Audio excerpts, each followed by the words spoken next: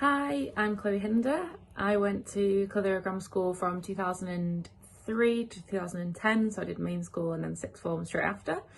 At A level I studied sociology, psychology, religious studies such as philosophy and ethics, and geography and general studies, although I dropped geography and just did that to AS level.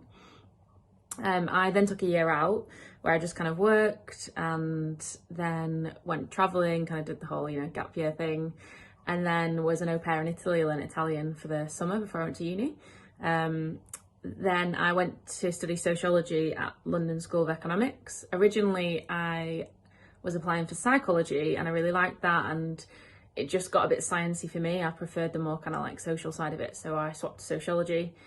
And I'd got kind of like full marks in my sociology exam, so I decided to just kind of go with that. It seemed to be working for me at the time. My current job is I work for the railway, so I used to work for the actual train companies, and now I work for a software company who supply software that helps the railway to run.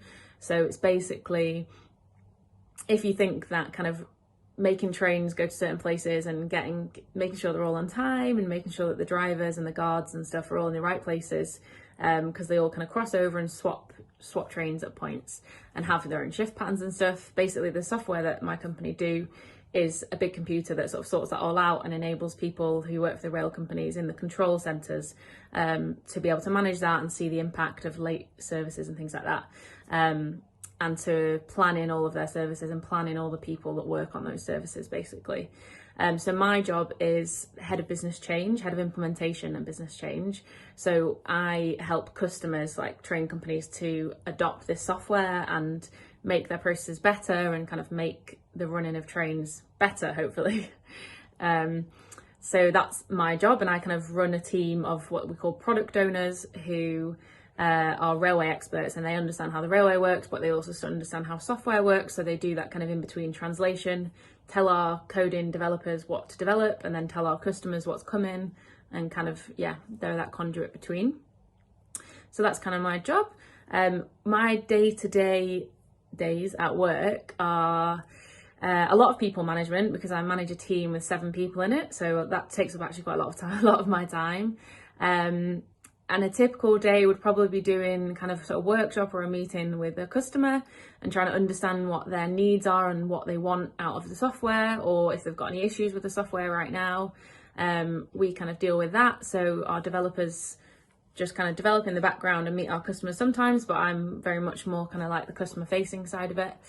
And then maybe like kind of a design session. So we work out how our system is going to adapt or what we're going to design next, like which new feature. I'd be involved in that.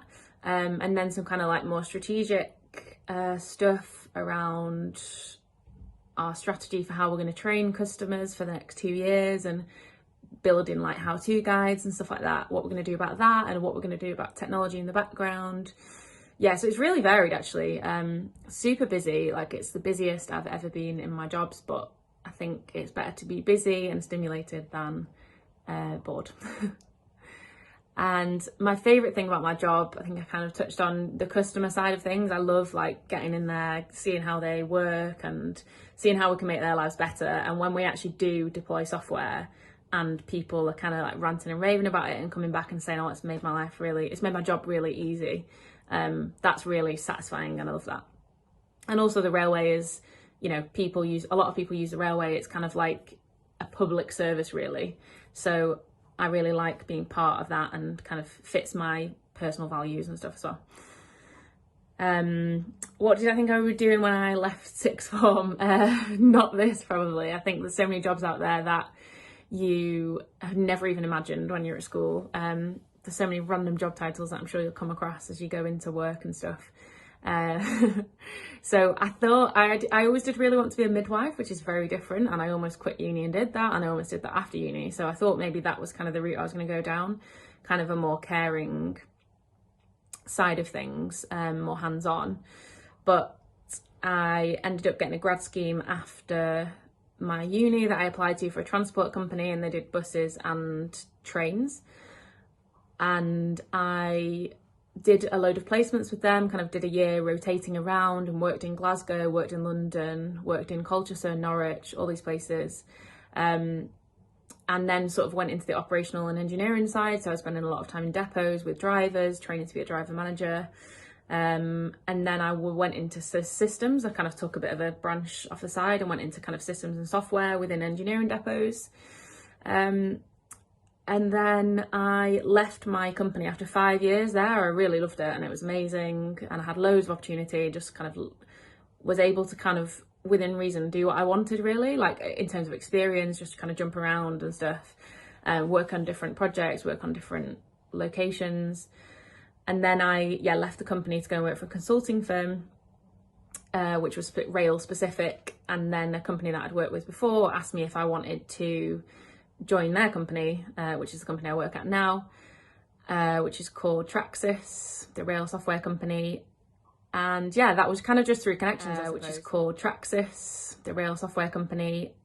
And yeah, that was kind of just through connections, I suppose, someone I'd worked with before. So yeah, that's that kind of piece of advice that I'd give to students, is just get to know people, keep in touch, be good at keeping in touch, like as you kind of get more towards the time that you want to get a job. Yeah, just contact people. I think especially with the way the internet is now, you know, there's Instagram, there's LinkedIn. Getting a LinkedIn profile is also a good thing if you were looking to go into work.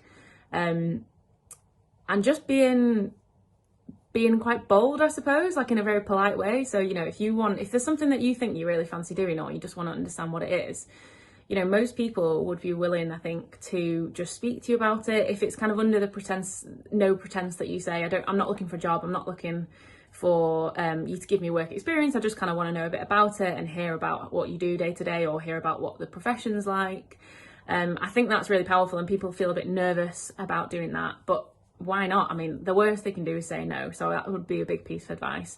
Getting in there first and then networking. And then my other piece of advice would be, do what you like, because I know so many people who do things that are really boring, they hate, and they earn loads of money, but they're just so unhappy, like Monday to Friday, and they live for the weekend. And, you know, you spend a lot of your life working, so you might as well do something that you enjoy. And I think you just tend to do better at things that you enjoy, right? You know, life is for living, so yeah, do something that you like. And I think subjects wise, unless you've got something specific that you want to go into, like medicine where you have to do science, I think pick subjects that you like again, because most subjects, like most people will probably tell you, like if you're interested in going to uni, or you know, even if you just want to do a trade or something, like you hardly ever use kind of, yeah, it's hardly ever specific to what you do, your degree. Most people don't exactly go and do a history and politics degree and then go and do a history and politics job, you know, that kind of thing. A lot of things are transferable, like I said, unless you've got something specific in mind, then I think just do what you really like.